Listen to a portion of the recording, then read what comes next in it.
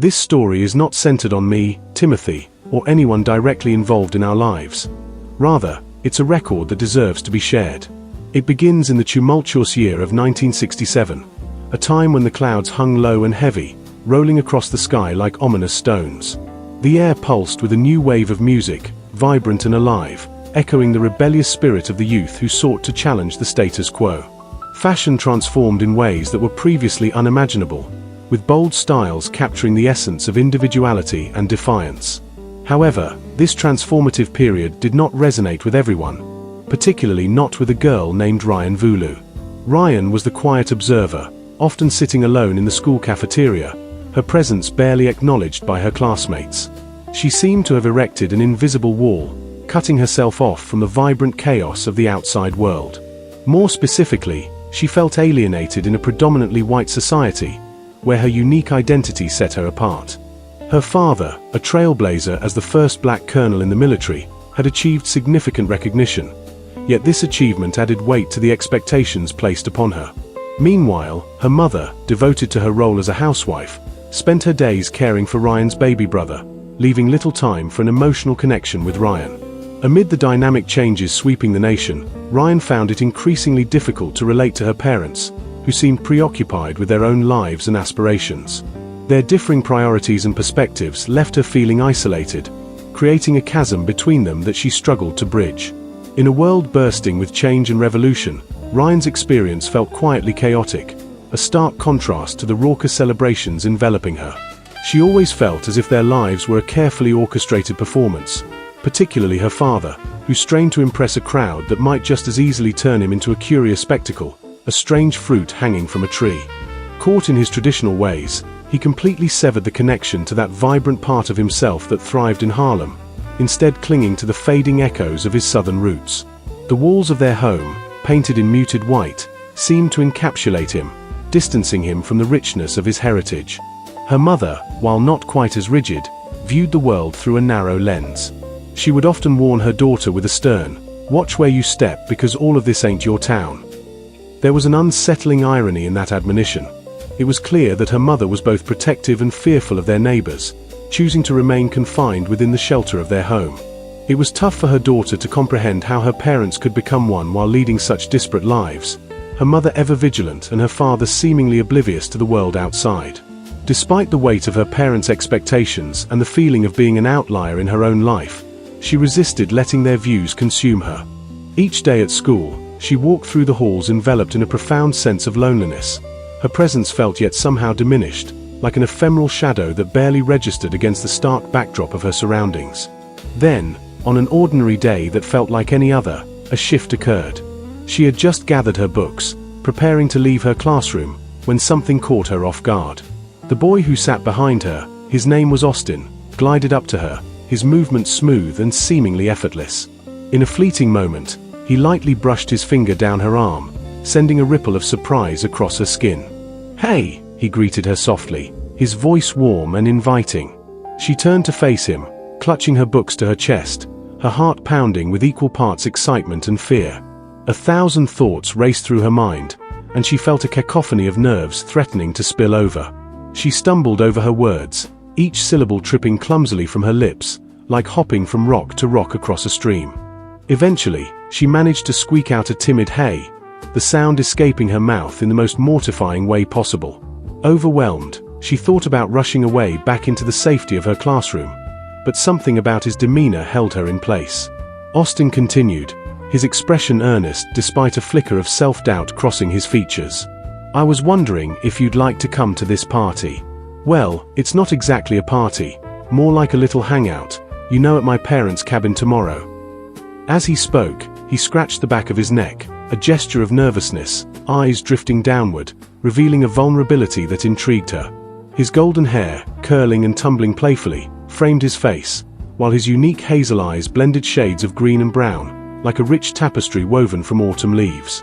She smiled softly, a hint of uncertainty lingering in her eyes as she replied, "I would have to think about it." With a small wave, she turned and made her way to her next class, but her thoughts were elsewhere. The moment she had just shared with that boy replayed in her mind like a catchy tune, twisting her stomach in knots and inducing a light sweat that formed at her brow. As she walked, she found herself unconsciously rubbing her legs together, a nervous habit she didn't even realize she had adopted. Her usual focus on her classwork evaporated, replaced by an all-consuming whirlwind of anticipation and curiosity. She imagined the eager faces of her parents at the dinner table, ready to hear about the small triumphs and everyday happenings of her life, so different from their own simple routines. As soon as she reached home, she couldn't contain her excitement. She leaped between her mother's and father's lips, interrupting their conversation. With joy bubbling inside her, she began, "You won't believe what happened today. This boy at school asked me to go to his party." Her father, intrigued by her enthusiasm, paused mid-sentence, his brows furrowing with curiosity. "Who is this boy?" he asked, leaning in slightly. Her mother, equally engaged, set her fork down, her attention now solely on her daughter, her eyes narrowing with concern. "Ryan, the Quest brother," she declared, the name hanging in the air like a cloud of uncertainty. Her mother's reaction was immediate. She shook her head with a mix of disbelief and worry, returning to her meal as if to dismiss the thought entirely. But her father's demeanor brightened, a smile spreading across his face as he slowly began to clap his hands. "My baby girl is rubbing elbows with a Quest. You know that's old money, right?" he said, his voice filled with pride. Yet, the sparkle in her mother's eyes darkened as she interrupted, a note of urgency in her voice. "And people with that kind of old money can be very dangerous. Where even is this party?" she demanded, her neck twisting slightly with tension, as if preparing for a battle of wills. Ryan's smile faltered as her mother's concerned gaze pinned her in place. The weight of that look, filled with worry and unspoken questions, made her stomach twist. She had never been great at hiding her emotions, but in this moment, it felt like the truth was right on the edge of her tongue, threatening to spill out. Her heart sank as she realized how heavy the situation had become. This wasn't just about her wanting to go to a party anymore. It was about the unraveling tension that had been building in her house for weeks. The undercurrent of unease was thick enough to suffocate her. "I'm not sure about that," Ryan's mother admitted, her voice loud and proud. The words hung in the air between them, fragile and uncertain. She hadn't intended to say it like that, but there was no hiding the truth anymore. As soon as she spoke, a hollow feeling crept into her chest, like something important had shifted and there was no going back. The weight of the situation pressed down on her, the uncertainty of her family, the unresolved issues simmering under the surface, all of it tangled together, making it harder to breathe. Her father, sitting across the table from her, had clearly had enough. With a tired sigh, he started to undo his tie, the fabric slipping through his fingers roughly. His hands trembled slightly as he loosened it, a sign of his growing frustration. As he worked at it, he muttered under his breath, rolling his eyes in a way that could only be described as exasperated. He shook his head in annoyance, like this conversation had already taken up too much of his energy. "Won't you shut up, woman?" he snapped, his voice rough and edged with irritation. It wasn't the rage-filled shout Ryan had feared, but it was still a sharp reprimand, one that cut through the tension in the room. His voice was not angry in a loud way, but more like a dull roar just beneath the surface. "She's going to that damn party. I've been trying to get in contact with that family for a while now. They'd be great people to be with. You know that." He slapped his tie down onto the table, making the silverware rattle, the noise of it almost drowning out the sharpness in his words. It wasn't just frustration with her mother. It was a culmination of the mounting pressures she had been facing that day, the stress of baby, and a life that was never quite as easy as she had hoped. His eyes briefly flicked back to his wife, narrowing, and for a moment, Ryan almost expected the shouting to escalate. But instead, her father's tone shifted, softened, though it still carried an undercurrent of condescension. "You need to stop acting so crazy," he said, the words hanging in the air, not in anger, but more in a tired, resigned way, as if he had said them too many times before. It wasn't even a demand anymore. It was almost a plea, though it came across as more of a dismissal than anything else. Her mother, standing on the other side of the table, was already on the edge. She had been holding herself together with a threadbare patience that was now clearly on the verge of snapping. Her hands trembled as she stood up, her face flushed with anger. With an abrupt motion, she grabbed her fork and threw it across the room. The metal clanged sharply against the wall before it fell to the floor, echoing loudly in the tense silence that followed. "And yo blackest need to start opening your eyes," she yelled, her voice raw and breaking. It was like the final crack in a dam that had been holding back too much anger, and too many unmet expectations. She didn't wait for a response. Without hesitation, she stormed off from the table, her footsteps heavy with fury, the sound of her heels striking the floor punctuating the chaos in the room. Ryan sat there in stunned silence, her hands clutching the edge of the table. She could barely process what had just happened. Her parents were unraveling right in front of her. Her mother's frustration had exploded, and her father was too worn down to try and rein it in. He watched her mother storm into the kitchen, not even bothering to turn around as she grabbed his plate from the table and hurled it into the trash. The crash of the ceramic was jarring, final, and somehow fitting in the way their relationship had seemed to fracture over the years. Her father didn't react immediately. He just stared at the kitchen door, watching her mother's retreating figure. The anger in his eyes didn't subside, but something else, something more distant, took its place. It was almost like he was resigning himself to something, the fight leaving him, piece by piece. After a long, quiet moment, he turned his gaze back to Ryan. His voice, when he spoke, was quieter now, but still laced with a complex emotion she couldn't quite place. "Your mother is not like every other woman," he said slowly, as if pondering the truth of his own words. "That's why I love her crazier so much," he added, his tone almost wistful, as though there was some kind of unspoken admiration buried beneath his frustration. Ryan had never heard him talk about a mother like that before. There was something raw and honest in the way he said it, and for a moment, Ryan felt a pang of confusion. She didn't know how to respond. She didn't know if she was supposed to feel comforted or more uneasy, and she certainly wasn't sure how to deal with the silent tension that hung in the room like smoke. The silence stretched on until her voice broke through. "Can I go to the party?" she asked, her voice smaller now, tinged with a kind of fragile hope. It wasn't just a question about the party, it was her attempt to escape the madness, a fleeting desire to find something normal amidst the chaos. But even as she asked, she knew that the party wouldn't solve anything. It was just a way out, a way to avoid the reality of what was happening in her home. Her father laughed and said yes truly. After her parents fell asleep, she went to the phone and called the boy ready to let him know the great news she was coming to the party.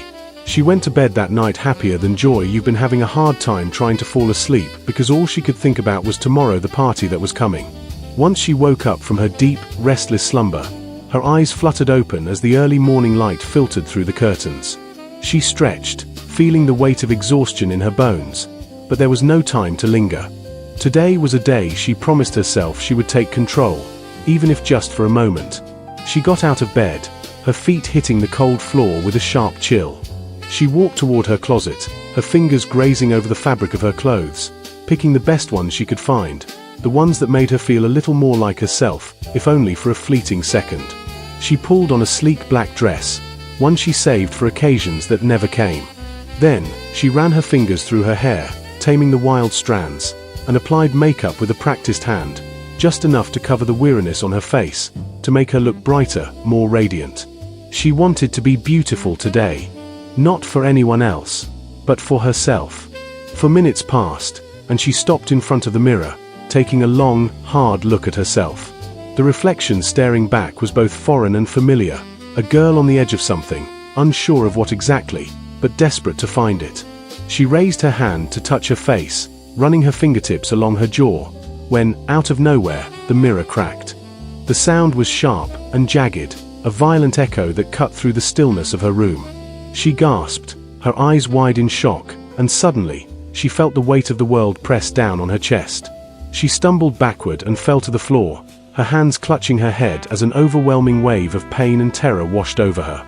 She screamed, a deep, guttural cry that ripped from her lungs as she crumpled on the ground.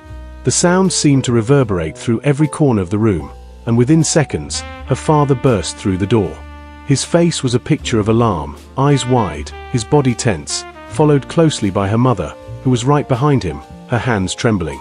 "Baby girl, snap out of it," her father said, his voice cracking with urgency. He rushed to her side, pulling her into his arms with a strength that only a father could give.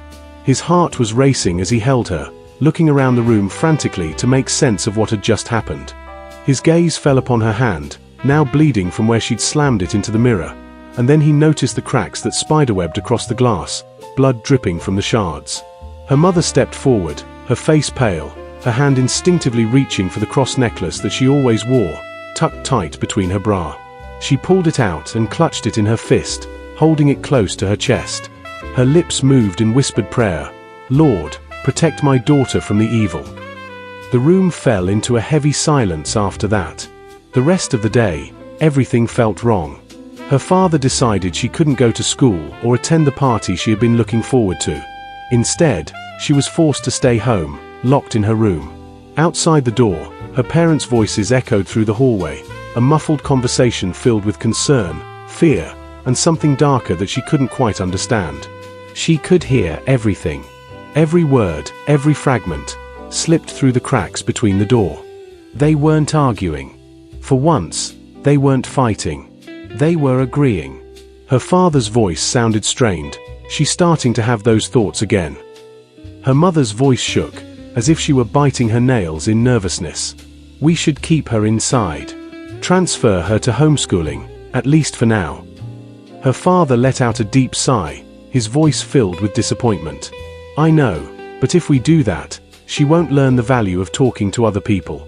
We can't let this thing take over her life. Our lives. His hands were shaking as he spoke. Her mother walked over to him and kissed him gently on the forehead. I know, baby, but the devil. He lives inside her. And nobody knows how to get that demon out. The words cut through the air, and they both stood there, holding each other, tears slowly slipping down their faces. The weight of their sorrow was palpable, but it was more than just the idea of a devil.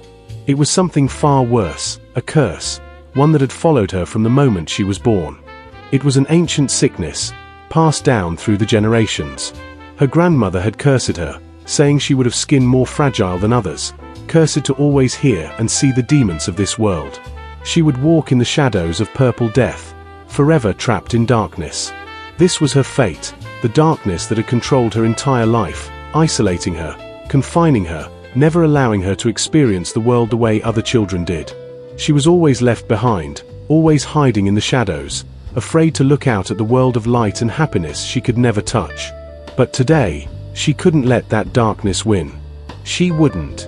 She walked over to her window, the sunlight streaming through the glass, and opened it wide. She could feel the fresh air on her face, the warmth of the sun touching her skin. It was a moment of freedom, a moment of defiance. Her phone rang beside her, and she picked it up. Alan. She dialed his number, and when he answered, her voice was firm and confident, like she was in control for the first time in her life. Be here by 6:30, she said. I'll be ready. She gave him her address, then hung up the phone with finality.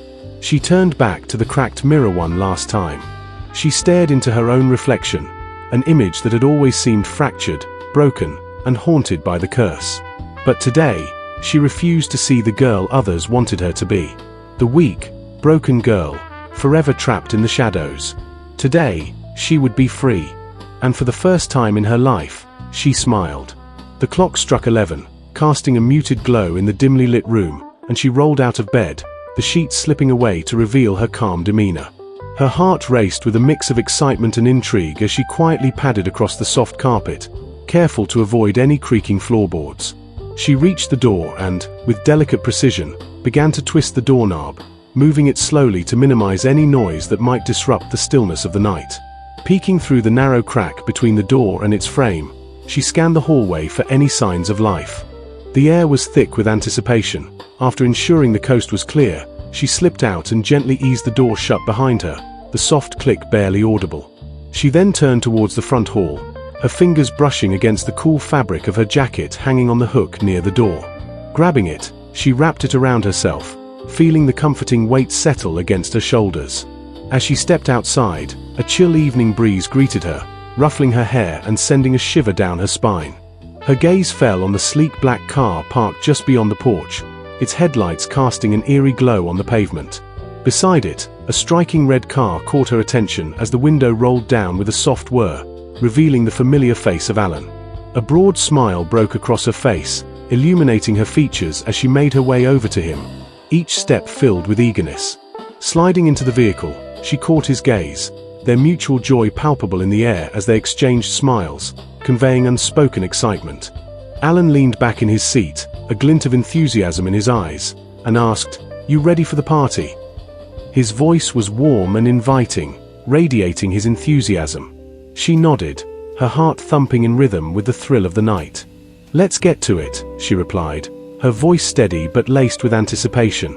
Unbeknownst to both of them, this night held a deeper mystery, a strange and dark presence that loomed over their heads, ready to reveal itself in ways they could never have imagined. Something was waiting at the party, something that would test their courage and challenge the very fabric of their reality.